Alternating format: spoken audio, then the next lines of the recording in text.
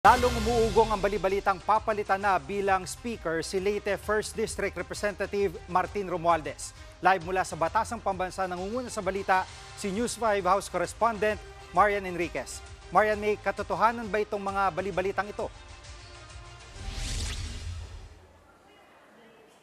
Yes, Jiggy, ilang araw nang kumakalat itong usap-usapang papalitan o magbibitiw bilang House Speaker si Congressman Martin Romualdez. Wala pang nagkukumpirma nga kung totoo yan, pero ayon sa ilang source ng News 5, nagtungo raw itong si Romualdez sa Malacanang para umano makipag-usap kay Pangulong Bongbong Marcos. Ayon nga doon sa ating mga source, kabilang daw sa posibleng options ni Romualdez ay manatili sa pwesto, mag-leave of absence o mag-resign. Wala pang detalye tungkol nga doon sa sinasabing pulong sa palasyo. Wala ring kumpirmasyon mula kay Romualdez at Malacanang. Jiggy.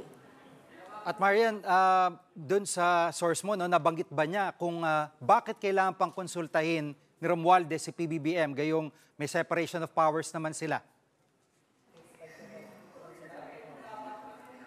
Jiggy, hindi nga malinaw kung ano ba talaga mismo yung pakay ni Romualdez sa pagpunta niya sa palasyo. Pero malinaw naman din na may separation of powers yung ehekutibo at lehislatibo. May paliwanag naman si Navota City Representative Toby Chanco kung bakit kailangang konsultahin si Pangulong Marcos tungkol sa liderato ng Kamara. Pakinggan natin ito. Alam naman natin realidad ng speakership, di ba? Wala naman yung pinaka-importanting numero, wala naman dito sa loob ng House of Representatives.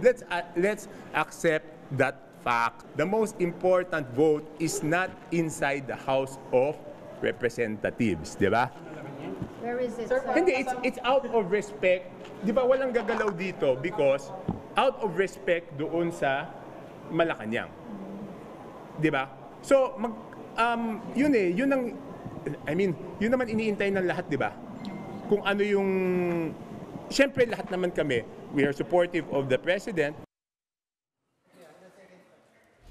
At Marian, sino daw ang pinakamatunog base sa naririnig mo dyan sa Kamara na pwedeng pumalit kay Romualdez?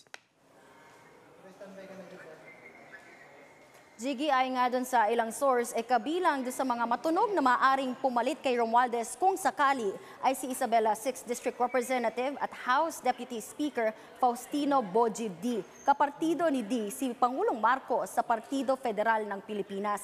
Lumulutang din yung pangalan ni na House Deputy Speaker Ronaldo Puno at Bataan 2nd District Representative Albert Garcia na pareho pong taga-National Unity Party. Kasama nga rin sa umunoy matunog na magiging speaker ay si House Senior Deputy Speaker at Quezon Representative J.J. Suarez, wala naman sa lakas CMD na kapartido ni Romualdez. Jiggy. At meron ka bang napapansin na kakaiba sa sesyon ng Kamara kanina? Jiggy, napansin natin kanina nga na nag-resume tapos biglang nag-suspend yung sesyon kanina. Pagbalik, mabilis din itong natapos. Hindi nga umabot do sa 20 minutes yung sesyon at bukas raw sila babalik alas 3 ng hapon. Yan muna ang latest dito sa Kamara. Balik sa iyo, Jiggy.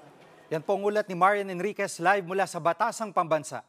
Mga kapatid, Jiggy Manikad po, pagdating sa mahalagang balita sa loob at labas ng bansa, dapat una sa lahat, mag-follow at mag-subscribe na sa social media pages ng News 5.